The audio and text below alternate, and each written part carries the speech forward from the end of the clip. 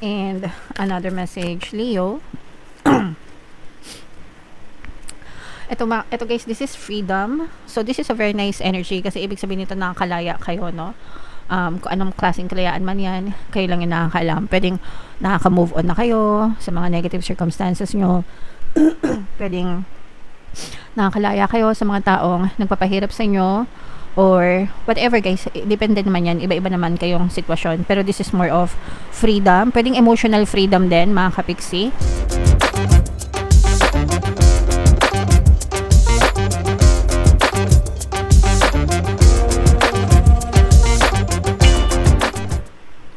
Hello guys, hello Leo, welcome back to Pinay Pixie Tarot. Ang pamagat ng episode natin for tonight is messages from the universe para ngayong May to June para sa Leo, Sun, Moon, Rising, Sign, and Venus. Kung ano na lang yung makaresonate sa inyo guys, take that message kasi hindi lahat ng mensahe ay mag-resonate sa inyo mga kapiksi. And by the way, sa mga kapiksi natin na naghahanap ng mga lucky charms, lucky bracelet, pampaswerte, panghatak ng pera, swerte, ganyan. May mga products tayo guys sa description box. I-click nyo lang yon and pwede nyo naman check and pwede nyo na rin i-check out mga kapiksi. Excuse me. So, ito yung first message para sa inyo guys. Ibig sabihin nito guys, wala pa rin pagbabago, no? Sa buhay nyo. And nandun pa rin kayo sa old habits, old patterns, no? Old beliefs ng buhay nyo. And if you stay on that route, wala pa rin pagbabago mangyayari sa buhay nyo. Okay? So, you have to understand guys na ang pagbabago sa buhay natin, kung gusto natin magkaroon ng pagbabago sa ating sitwasyon, magsisimula mo na yan sa atin mga kapiksi. Sa habits natin, sa mga ginagawa natin, sa pattern natin, sa mga pinaniniwalaan natin, sa ugali natin mga kapiksi, sa routine natin, no? Lahat yan kailangan magbago guys, bago siya ma-push out sa inyong physical reality.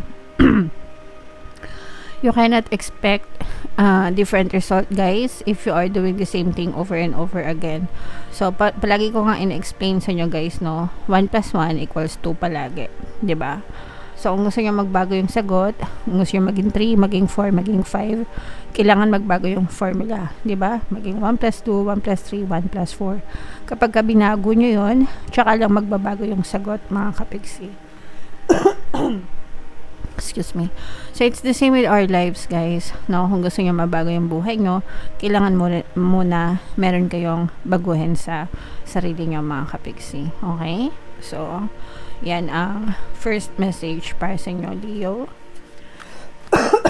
Excuse me. Pasensya lang, guys.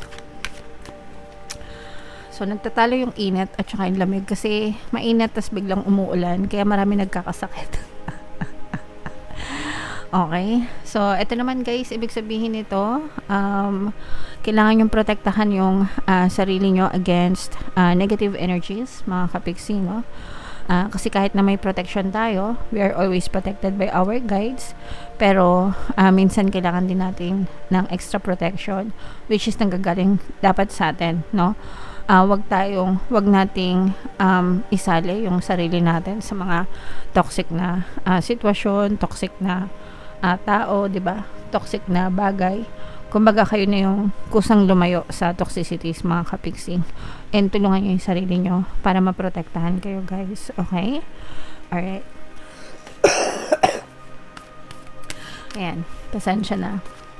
Another message for you, Leo. Ito guys, this is toxicities. This is more on parang politika type of toxicity. So, kahit wala kayo sa politika guys, pero pag sinabing politika, magulo, diba? So, kunwari sa trabaho nyo, pwedeng napopolitika kayo sa trabaho nyo, o kaya sa eskwela, or kahit saan, mga kapiksi, ibig sabihin, magulo yung sitwasyon. So, sabi nga dito guys, iwasan, no? Hanggat kaya nyo na umiwas kayo guys, kasi kapag ka ito ay naging ganito, mas malala. So, habang ganito pa lang mga kapiksi, habang maaga pa, habang hindi pa malala yung sitwasyon, iwasan nyo na guys para hindi na kayo mahila sa putik, mga kapiksi. Okay? Sorry. Sumingaw yung init, guys, kasi biglang umulan ng malakas, kaya lalong uminit. So, ito'y sa kalusugan, mga kapiksi, na ibig sabihin, paalala na alagaan nyo yung kalusugan nyo, baka napapabayaan nyo na, and baka may mga dinadamdam na kayo, mga kapiksi, tas hindi pa kayo kumukonsulta. So, sometimes, na neglect natin yung ating kalusugan dahil sa masyadong busy sa buhay or maraming excuses, pero dapat hindi ganun, mga kapiksi. Dapat pina-priority natin yung ating kalusugan, guys, no? Ako nga nasa bahay na nagkakasakit pa, 'di ba? Lalo na siguro kung masyado tayong busy sa buhay, 'di ba? Alagaan natin yung katawan natin, mga kapiksi, sa kahit anong aspeto, mental, physical, emotional, and spiritual. Guys, wag nating pabayaan ang ating kalusugan. Okay? Alright. Excuse me, pasensya na kayo, guys. Next message, Leo. Ito'y medyo konting kaguluhan sa loob ng tahanan, mga kapiksi, no? Miscommunication, ganyan. Kailangan nating kung meron mga nabubuong mga hidwaan, tampuhan sa loob ng tahanan, wag na nating palalain, mga kapiksi. Hanggang i-resolve, lalo na sa communication, pag-uusap, mga kapiksi, kasi wala namang hindi naayos sa mabuting usapan, di ba? So, kung maayos nyo, ayusin nyo agad. Huwag nyong hayaan na lumala, kasi pag lumala, mas mahirap ma-resolve yung mga issues, guys. Okay? So, dapat igalang natin or mahalin natin yung relasyon natin sa loob ng tahanan, mga kapiksi. And another message, Leo. Ito, guys, this is freedom. So this is a very nice energy, kasi ibig sabihin nito nakakalaya kayo, no? Kung anong klaseng kalayaan man yan, kayo lang yung nakakaalam. Pwedeng nakaka-move on na kayo sa mga negative circumstances nyo. Pwedeng nakakalaya kayo sa mga taong nagpapahirap sa inyo, or whatever, guys. Depende naman yan, iba-iba naman kayong sitwasyon, pero this is more of freedom. Pwedeng emotional freedom din, mga kapiksi, pero mas parang with this energy, ibig sabihin nito, mas nakahinga na kayo ng maluwag-luwag sa buhay nyo. Parang wala na nagko-control sa inyo, wala na nagmamanipulate. Yung iba pwedeng nagiging independent na rin kayo, mga kapiksi, kaya nagkakaroon kayo ng some kind of freedom. Okay? So, ito, guys, i-mind nyo na yung mga freedom na yan, mga kapiksi. Ito yung pinakamagandang message, actually. Almost lahat kasi parang medyo may pagkanega, no? Pero at least dito bumawi. Positive energy yung freedom, guys. Okay? So, yan, i-mind nyo na sa comment section. And tingnan natin, guys, yung ganap sa inyo or additional message. Habang sinashuffle ko to, guys, panoorin nyo muna yung video natin regarding sa ating paano mag-manifest ng abundance video course. Kapiksi, sawa ka na ba sa mga struggles at hirap sa buhay mo? Masipag ka ba at masikap sa buhay ngunit hindi ka pa rin umaasenso? Ilang beses ka na bang nag-attempt magnegosyo at mag-invest pero palagi ka pa rin nalulugi? Sa pagkakataon na ito ay maaaring may subconscious beliefs ka na nagiging balakid sa iyong pag-unlad at pagyaman. Introducing, paano mag-manifest ng abundance video course.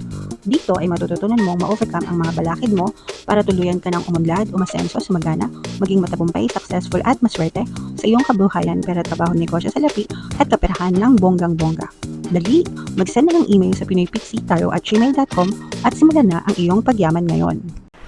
And sa lahat ng gusto mag-avail ng course, guys, naka-flash sa screen nyo. Una, meron tayong paano mag-manifest ng abundance video course. Meron din tayong paano mawala ang third party at magkaroon ng harmonious na relationship. And meron din tayong paano pabalikin si ex, revise breakup. So, sa mga interesado, guys, mag-send lang kayo ng email sa pinoypixitaro@gmail.com. Subo na tayo ng isa pang card, guys. Again, paalala sa mga naghahanap ng mga pampaswerte na lucky charms or bracelet. Check nyo yung description box. May mga products doon, mga kapiksi. So, ito yung inner temple, guys. No? Ito yung emotion nyo, mga kapiksi. Excuse me. Devotion. Tune in to the portal of your heart. Ano yung nasa puso mo, guys, no? Kasi yung puso natin, yun yung portal natin. Connected sa source, mga kapiksi, no? So, ano ba yung nananahan sa puso nyo right now? Punong-puno ba kayo ng negative emotions or puno-puno ba kayo ng positive emotions? Yung mga negative emotions, guys, yan yung mga anger, hatred, resentment, grudges, yung mga reklamo, stress, worry, yan. Yung mga maiitim, maiitim na budhi, mga hinagpis, ganyan. Yan yung mga negative na emotions, mga kapiksi. And kapag ka ganyan yung nananahan sa inyong puso, maitim, no? Parang maitim ang puso nyo, o kaya naman walang nakikita, no? Disconnected kayo dito sa taas, guys. Pero kung kayo ay punong-puno ng pag-ibig, masaya, mapagpatawad, maunawain, compassion, mapagbigay, mapagpasensya, yan. Yung mga mapagpasalamat, yan. Yan yung mga positive emotions na dapat nananahan sa inyong puso, mga kapiksi. Kasi kapag ganyan, talagang, ayan, no, yung kikita nyo ba yung kanilang puso talagang nagliliwanag, mga kapiksi, and you are definitely connected with the source, guys.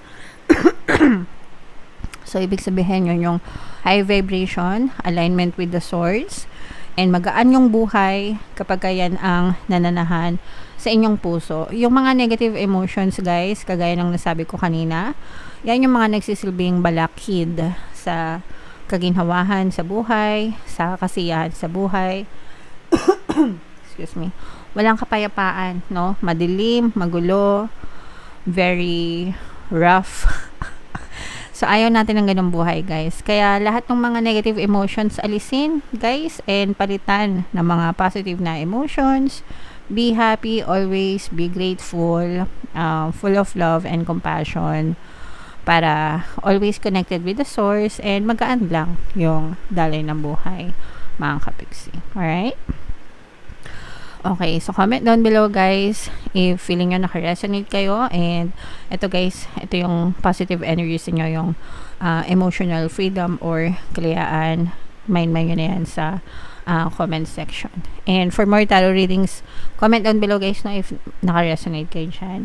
For more tarot readings, ito yung playlist nyo. Ito naman yung ating success stories ng paano mag-manifest ng abundance video course.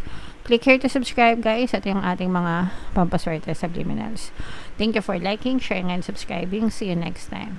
I love you all, mga kapiksi. Have a nice day. Bye-bye.